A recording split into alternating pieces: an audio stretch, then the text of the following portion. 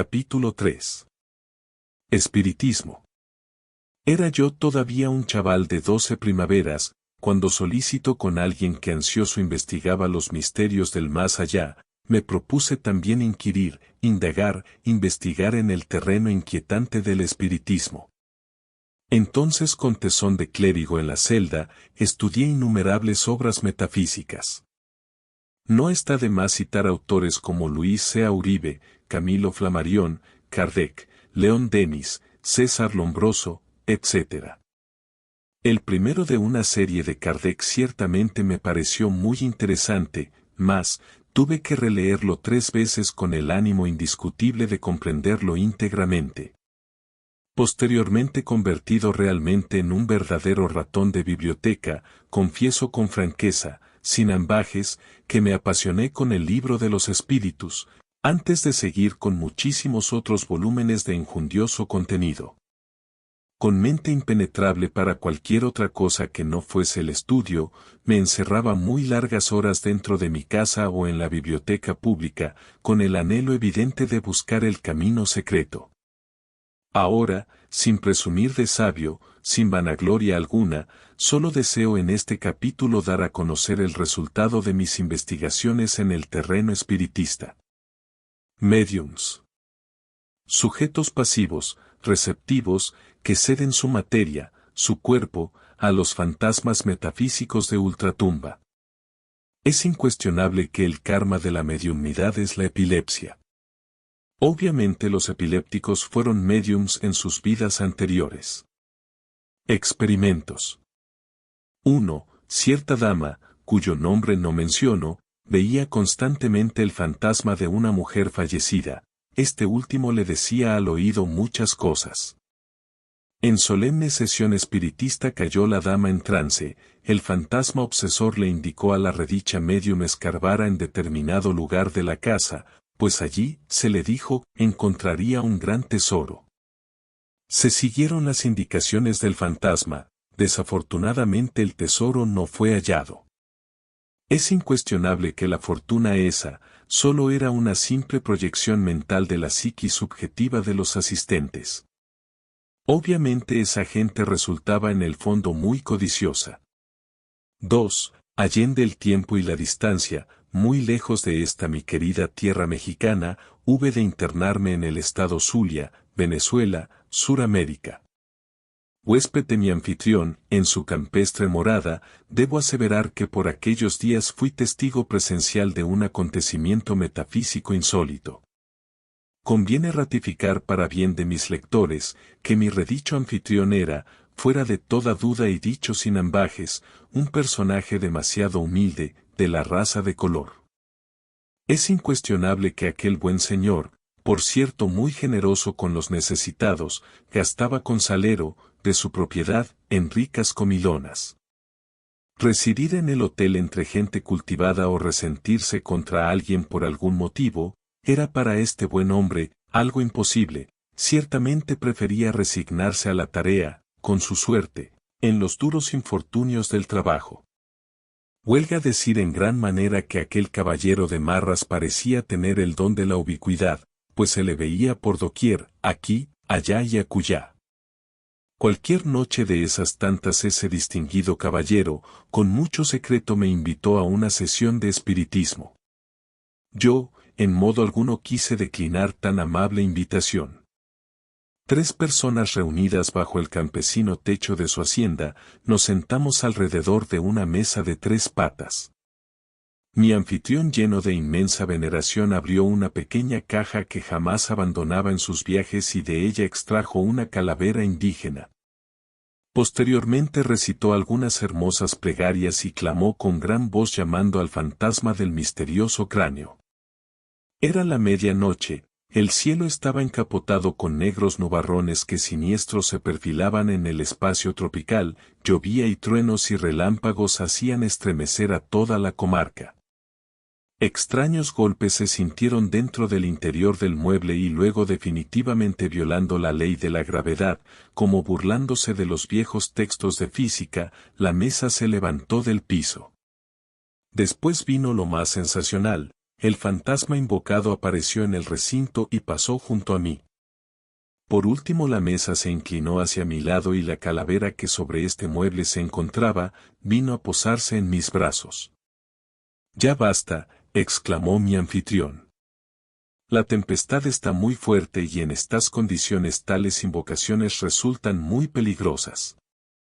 En esos instantes un trueno espantoso hizo palidecer el rostro del invocador.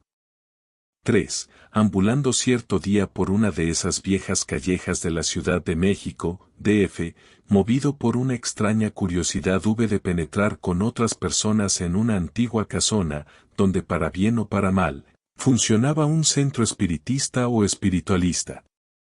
Exquisito salón extra superior de muchas campanillas y con bastante gente emotiva, delicada y de marca mayor. Sin pretender en modo alguno exponerme a un riesgo, muy respetuosamente tomé asiento frente al estrado. Empaparme en las doctrinas de los médium espiritistas, discutir o empezar a arrojar con mal en términos amistosos y con fingidas mansedumbres y poses pietistas, ciertamente no fue mi propósito al entrar en tal recinto. Solo quería tomar nota de todos los detalles con flexible entendimiento y singular cordura. Ensayarse a orar en el hablar para recitar en público, prepararse con anticipación, ciertamente es algo que está en todo tiempo excluido de la mentalidad espiritista. Paciente la sacra cofradía del misterio, aguardaba con anhelo místico voces y palabras surgidas de ultratumba. Independiente de los demás en sus diagnósticos, idóneo para algo bien nefasto, un caballero de cierta edad cae en trance, convulsivo se estremece como cualquier epiléptico, sube a la tarima, ocupa la tribuna de la elocuencia y toma la palabra. Aquí, entre vosotros, Jesús de Nazaret el Cristo exclama con gran voz aquel infeliz poseso. En esos instantes terroríficos vibra horripilante la tarima engalanada con cirios y flores, el altar de los Baales, y todos los devotos caen en tierra prosternados. Yo, sin querer turbar en el desempeño a nadie, serenamente me dediqué a estudiar al médium con mi sexto sentido. Traspasado de angustia pude verificar ciertamente la cruda realidad de aquel insólito caso metafísico. Obviamente se trataba de un impostor siniestro e izquierdo que explotaba la credulidad ajena haciéndose pasar por Jesucristo. Con mi sentido clarividente observé a un mago negro ataviado con roja túnica color sangre. El tétrico fantasma metido entre el cuerpo físico del médium, aconsejando a los consultantes, procuraba hablar con tono jesucristiano a fin de que los fanáticos aquellos no lo descubriesen. Concluida aquella horripilante sesión, me retiré del recinto con el ardiente deseo de no regresar jamás allí. 4. Vivir a placer, con su familia, de favor, en paz para trabajar, por obra de magia, sobre la tierra, es ciertamente algo muy romántico. Empero, abalanzarse a los riesgos suele a veces ser indispensable cuando se trata de procurar para los demás todo el bien posible. Franqueado de murallas intelectivas quise florecer en sabiduría y sin desfallecer en fuerzas, viajé muy joven por diversos lugares del mundo. Allende el tiempo y la distancia, en la remota lejanía de una comarca suramericana conocida popularmente con el típico nombre del Quindío, muy flexible al entendimiento, hube de relacionarme con un médium espiritista que trabajaba como herrero. Sin trabucarse jamás en discusión alguna, aquel obrero laboraba tranquilo en su rojiza forja. Extraño encasquillador espiritista, místico señor de broncínea figura, atlética personalidad cenobita. Válgame Dios y Santa María. Yo le vi en siniestro e izquierdo trance mediumnímico poseído por Belcebú, príncipe de los demonios. Todavía recuerdo aquellas palabras tenebrosas con las cuales el poder de las tinieblas cerrara la sesión, Bel tengo mental la Petra y que a él le anduve cedra, va ogenizarle des.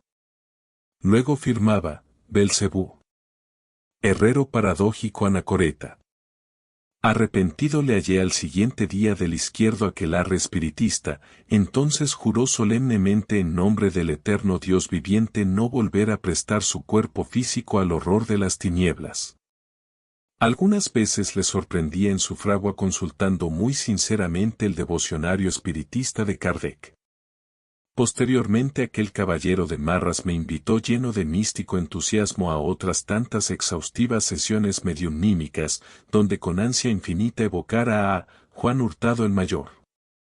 Sin exageración alguna, para bien de mis amados lectores, debo ahora aseverar oportunamente que el redicho fantasma, parlando con la lengua del médium en trance, se vanagloriaba de poder manifestarse a través de 150 médiums en forma simultánea.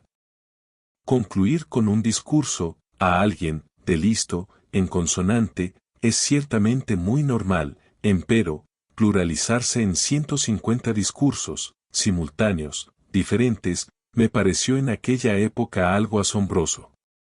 Es incuestionable que por aquella época de mi vida todavía no había analizado el tema ese de la pluralidad del yo, del mí mismo. El y yo. Sin querer extenderme inusitadamente en digresiones de ninguna especie, enfatizo muy sinceramente aquello que en forma directa he experimentado plenamente. El redicho ego obviamente carece de todo aspecto divinal, autoenaltecedor y dignificante. Permítasenos la libertad de disentir con aquellas personas que presuponen la existencia de dos yous, uno de tipo superior, otro de clase inferior. Ciertamente y en nombre de la verdad certificamos sin incongruencia alguna, el tremendo realismo bien informado de que sólo existe en cada sujeto un yo pluralizado y terriblemente perverso. Esta convicción de fondo se afianza en la experiencia vivida del autor del presente tratado esotérico.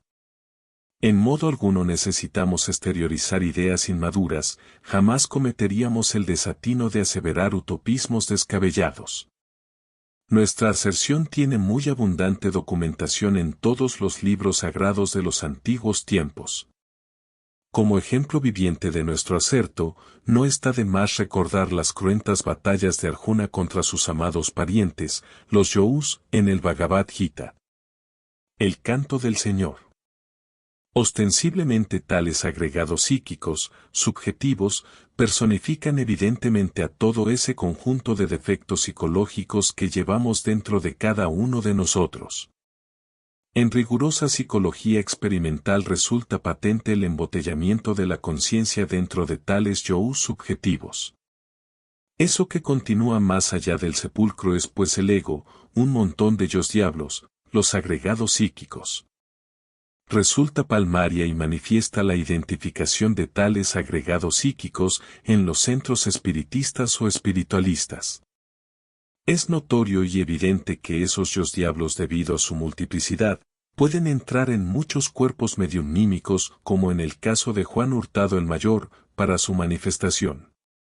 Cualquier maestro del chamadí podrá evidenciar claramente en estado de éxtasis lo siguiente: aquellos que a través de los médiums espiritistas se manifiestan, ciertamente no son las almas ni los espíritus de los muertos, sino los yos diablos de estos últimos, los agregados psíquicos que continúan más allá en la fosa sepulcral. Se nos ha dicho con mucho énfasis que durante los estados post-mortem, continúan los médium convertidos en posesos del demonio, o de los demonios. Es incuestionable que después de cierto tiempo concluyen divorciándose de su propio ser divinal, entonces ingresan a la involución sumergida de los mundos infiernos.